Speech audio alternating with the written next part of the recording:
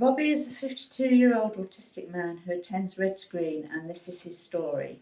He has been masking his behaviour for over 40 years now. He used it as a defence against being bullied, and he remembers this started from an early age, around 10 years old. He was also encouraged and pushed into masking by his family to prevent him from being bullied. I used masking as a strategy to avoid confrontation and to avoid anxiety and to keep the peace and quiet. It was my automatic defense mechanism, and for years I did it without thinking. I still do it from time to time, even if I try not to. I was not aware that my actions of trying to please people were common amongst autistic people. It was a relief to know that this was the case. After all this time, he wanted to unpick it and be himself. He went through periods where he felt everybody hated him because he failed to fit in.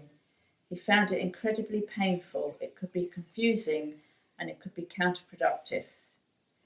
It was counterproductive because he never knew if somebody liked the masked you or the real you, whether they liked him or the person he was trying to be. It is also very exhausting constantly having to mask because of all the things you do to cover things up. I may sometimes do things despite the anxiety to produce the outcome I need, like getting somewhere. This does not mean that I am not anxious, but what I want to achieve is worth the risk and the anxiety, and is in no way cured or controlled.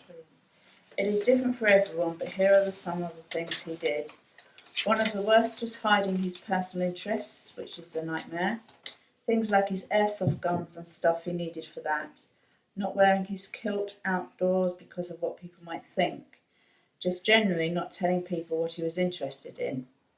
He doesn't necessarily script conversations or rehearse what he's going to say. It was more that he avoided situations. He never went into a shop until he was about 16 or 17. It took me nearly 50 years to go into an eating place because there are so many ways of doing things and I never knew the right way. Do I wait to be seated? Do I sit down myself? Will there be waitress service? It was just too much to know. The main thing is knowing the right way to do stuff. He would like someone to talk him through the right way, the procedure, and then he would be fine. It is so important to him to be liked and fit in.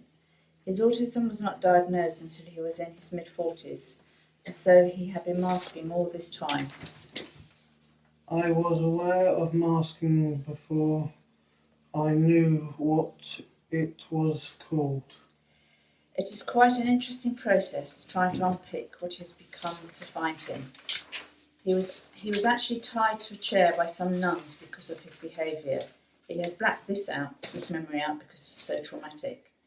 He prefers to avoid questions that would allow people to make assumptions.